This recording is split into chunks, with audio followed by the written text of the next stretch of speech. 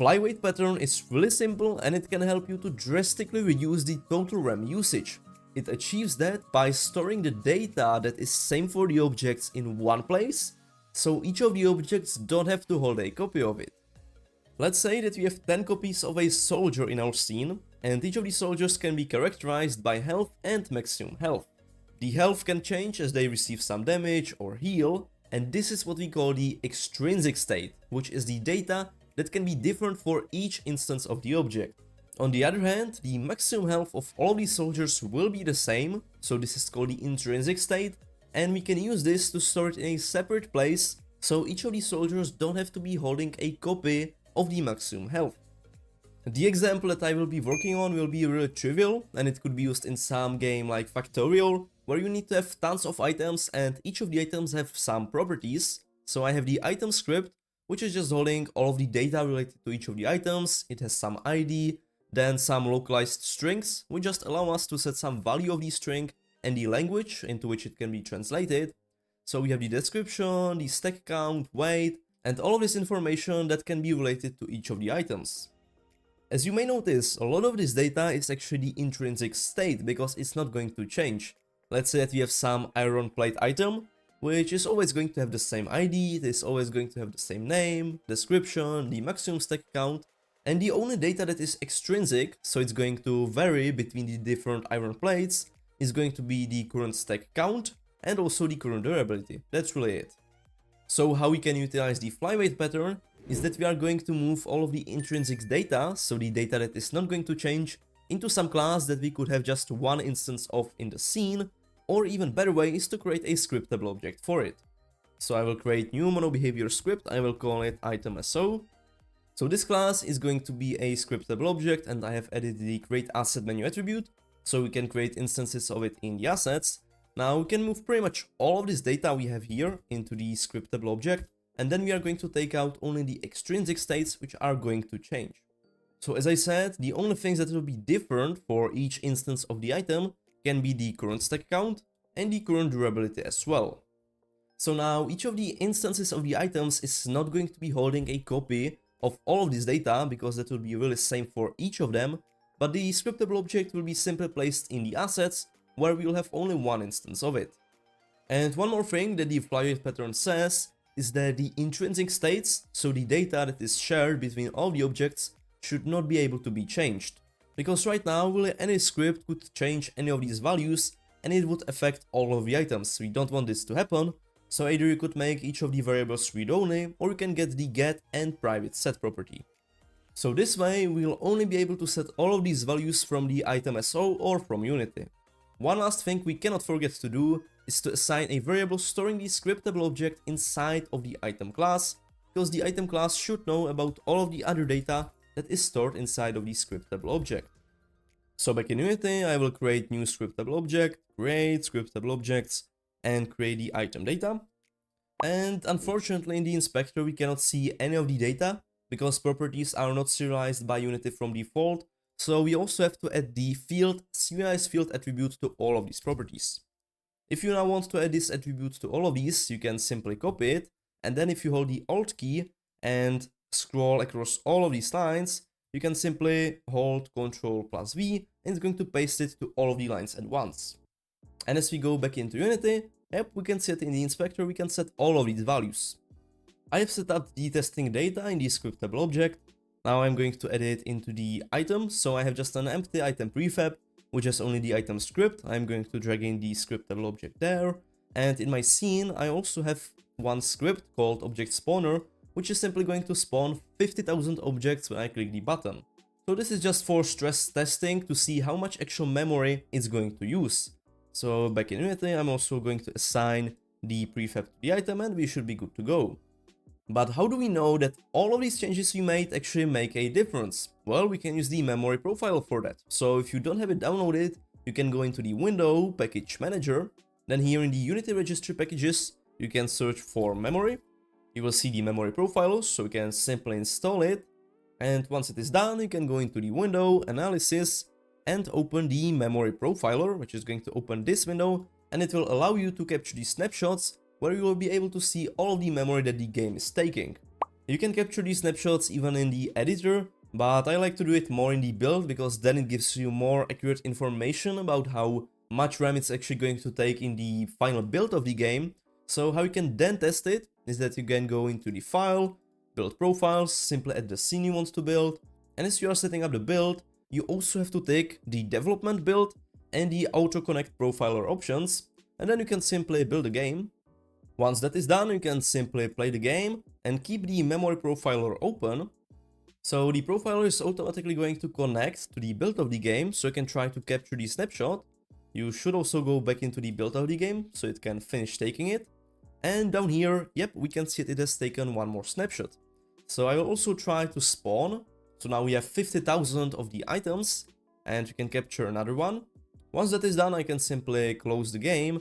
Down here, we can see those two new snapshots where we can clearly see a difference between the used memory, because in the one where we didn't have the items, it was using 250 megabytes, and in the later example, where I spawned all of the 50,000 items, we can see it was using 370 megabytes. So with the flyweight pattern, we can see that those 50,000 items only take about 120 megabytes. I also captured some snapshots for the testing without the scriptable objects, so I had just the items and all of the data, which we now have in the scriptable object, was pretty much being copied for each of the items. So let's see how much memory it was using there. So this is this first example, and we can see that it was using 0.83 gigabytes. So you can see that using the flyweight pattern, we saved about 500 megabytes, which really is quite a lot. And if you want to take a look into the memory deeper to know that I'm not lying to you and that I wasn't just spawning some other objects, we can simply click the snapshot. So this is the one without the flyweight pattern. We can go inspect, and the main category we are interested in right now is the managed. So let's open that. We see managed objects, and here the main thing that is taking up a lot of the space is just the string, because as you may remember, in the scriptable object and in the items as well, I have some really long strings for the description. So only these strings on their own are taking 300 megabytes. Well, we have 50,000 items, so it's quite understandable, but this is without the flyweight pattern. And if we take a look at the example with the flyweight pattern, we can see that the managed is taking in total 25 megabytes, which is definitely a lot less than those 300 which were just for the strings. So we can now expand it even further to see the managed objects, and here we don't have any strings. Obviously these strings are still here, but these are only the strings related to the scriptable object, so there's only one copy of them and not 50,000. If you want to take a closer look at these strings, you obviously can, so you can expand this, and those two are the descriptions I have. You can see that they are taking about 3 kilobytes, which is not much, but when you have 50,000 of them, it can be a lot. Let's also take a look at all of the other variables and the space that they take up. So I will take a look at the example before, which is without the flyweight. Again, we can go inspect and take a look into the managed memory. So we have these strings, but we also have the item, which is just the item class. We can see each of the items is taking 120 bytes, but this is excluding all of these strings and all of the localized strings and all of the other classes.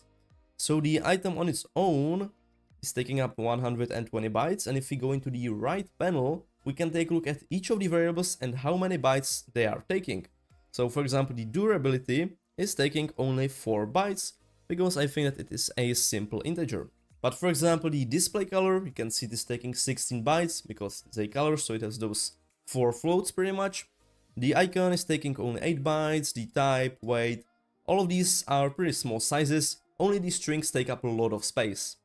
I really suggest you that before you even start worrying about the flyweight pattern, you first take a look into the memory profiler to see where the hotspots are, because in your case, what may be taking up a lot of memory is something totally different than what you have been thinking about.